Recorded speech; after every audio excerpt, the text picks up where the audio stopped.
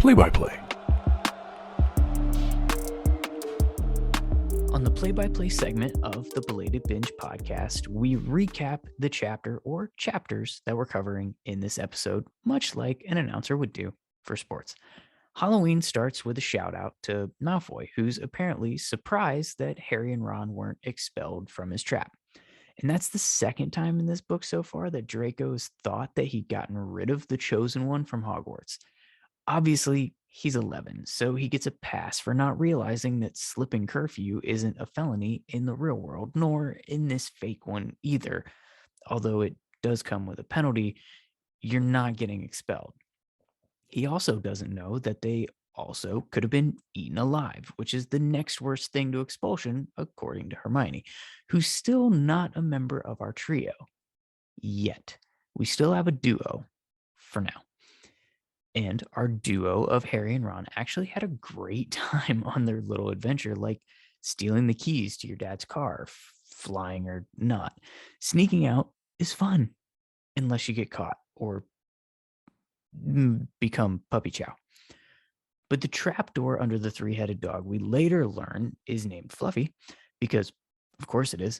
This trapdoor has sparked our little heroes in training to start their first Sherlock Holmes impression, and it starts with Harry filling Ron in about the package he and Hagrid picked up from Gringotts, breaking the promise he made to Hagrid to keep that a secret, and people say that Hagrid can't keep his trap shut. They tried to loop Neville and Hermione in on their speculation of what might need all of this protection, but neither of them care. So they just talk to each other about what might be in that package.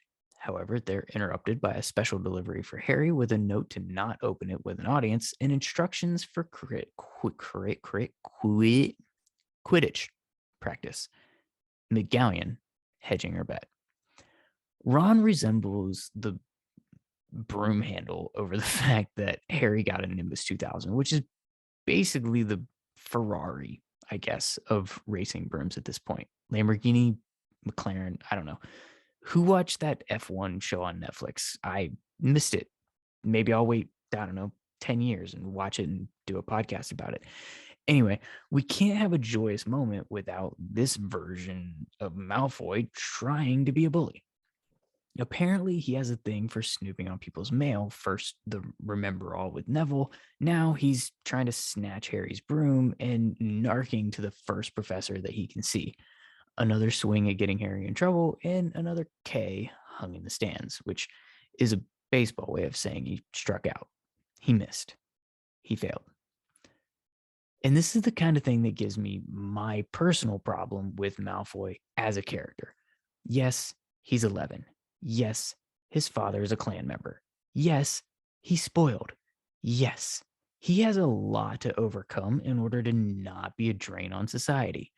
But his father didn't tell him to spend every waking moment of his day at school trying to get Harry in trouble or trying to take people's stuff. In the next book, during the Nocturne Alley chapter, Lucius actually tells him not to come off as anti-Harry and also shames the idea of him being a thief. So he's not acting this way on his father's orders specifically. These are his choices. He's going out of his way to do them. And he continues to do so until book 6, when his arc finally peaks. He gets his sympathy for the position that he's in at that point, because his father is absolutely to blame for a lot of his bad characteristics. And he puts him in a horrible, horrible position at that point. But Draco still has to answer for some of his own choices at some point. I don't know when that point is, but it's annoying all the way back to age 11.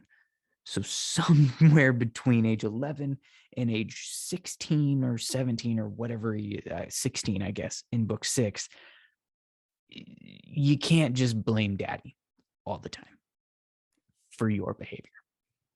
Again, I digress.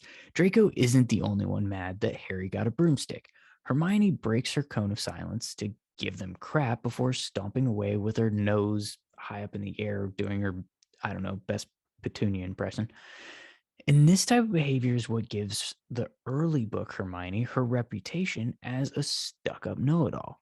Well, this and the fact that words stuck up know-it-all actually exist on the page of the book. But it's kind of funny to see baby Ron and baby Hermione just bickering, knowing where that particular ship is heading. Harry's distracted all day, thinking about Quidditch and thinking about flying again. And that evening, he has his first practice with Oliver Wood, who teaches him the rules of Quidditch. We all know Quidditch by now, and it makes sense to us, even if the game doesn't actually make any sense at all in general. But I do love when Harry calls it basketball, because basketball, that's a great sport. Now, who's ready to talk about the NBA trade deadline that just passed? No one? All right. What's funny is that Wood has never heard of basketball because his life is missing a very, very, very round orange ball size piece in it. But they practice Harry's reflexes by having him catch little golf balls. Golf. Another muggle sport. The question is, does Wood know what a golf ball is or what golf is? Or did the school just go snag a bag of Titleist years ago and use them as dummy snitches? I'm not the first person that's brought this up, but it's funny to me, so I'm doing it anyway. The Belated Binge podcast.